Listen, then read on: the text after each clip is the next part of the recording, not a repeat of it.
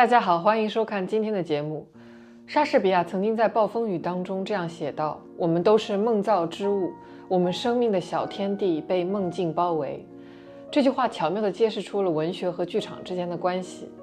文学像是一场用文字勾勒出来的梦境，把人带入一种非常深邃、非常私密的沉思当中。而剧场呢，则是将这样的梦境赋予生命，让它直接真实地展现在观众眼前，把观众直接带入到人物的这种情感冲击里面。那么今天呢，我们将借着贝克特的 Not High 来浅谈一下这位文学大师是如何在把他 Not High 这部作品搬上舞台的过程当中，对他的文字作品进行删繁就简的。让我们一起进入今天的对话。What do you notice? God. Ha ha ha ha. God. What?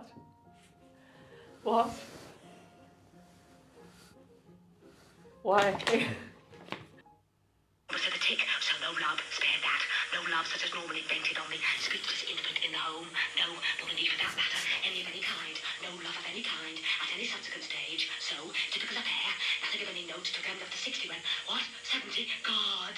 Coming up to 70 when, wandering in a field, looking aimlessly for cowslips to make a ball. A few steps, then stop, stare into space, then on, a few more, stop and stare again, so on, drifting around, when suddenly, gradually, all went out, all that early April morning light, and she found herself in the... What? Who? No! She! Found herself in the dark, and if not exactly insentient, for she could still hear the buzzing, so-called, in the ears, and a ray of light came and went, such as the moon might cast, drifting in and out of cloud, but so dulled, feeling so dulled, she did not know what position she was in. Imagine what position she was in, whether standing or sitting, but the brain, what? Kneeling, yes, whether standing or sitting or kneeling, but the brain, what? Lying, yes, whether standing or sitting or kneeling or lying, but the brain still, in a way, for her first thought was, oh, long after, sudden flash, brought up a shudder to believe, with the other waves, in the merciful, God, her first thought was, oh, long after, sudden flash, she was being punished. What? What do you notice? God. Ha ha ha ha. God. What?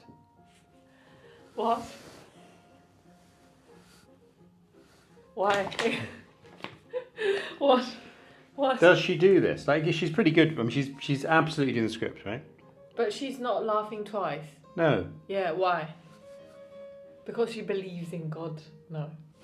I think because probably she and Beckett found out that this was an idea that didn't quite work.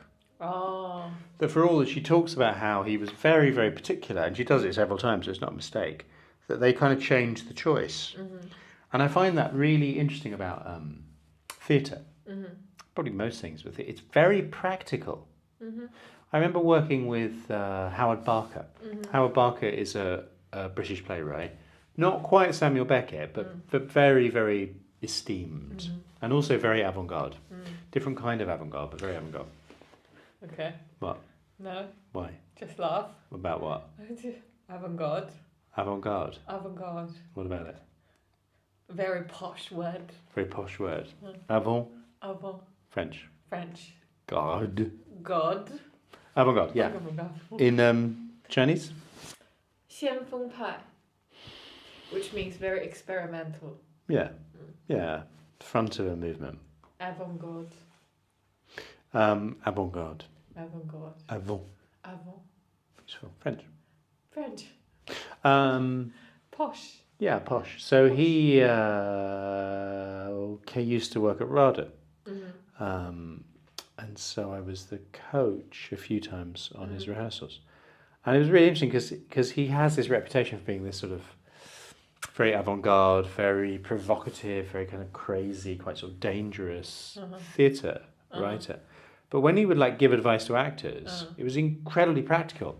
Okay. He'd be like, could you turn your chair slightly that way, or make sure your hair isn't down in front of your face because then the audience can't see you. And I'm sure Beckett was like that. Like once you get to the thing of actually making theatre, really good people are simple. Simple. Like stupid people talk too much. But Samuel Beckett, I'm sure he was like, Jesus, let's cup one of the laughs. Try with one laugh. Try with two. One. Let's go with the one. You know, it's like it's just she does it beautifully. But yeah, I think that's interesting. That although Beckett was very concerned with the script and very concerned with her realization, clearly he was able to change his choice. Okay, so this is so-called ensemble work. So-called ensemble work. Well, I mean, not necessarily. I mean, so-called. Why did you say it like that? Why are you angry with the ensemble? I'm not angry, but it is so-called ensemble. I remember Lambda T-shirt. Ensemble. I was infuriated. I remember having a row at a meeting. So I was like, "What do we mean by this? Like, what? Yeah, what does it mean in the context of theatre making?" And it's complicated because it means different things to different people at different times. Like at that point, it kind of meant health and safety. Oh, ensemble work. It's not what it means, but it kind of sort of turned into that. Yeah, I mean, people have written about that academically. Ensemble work. Not ensemble. It's a ensemble. Ensemble. Yeah. Ensemble work. I mean, on one level, it means collaborating. Okay, ensemble. So I think that's interesting that the script is not quite. There are changes.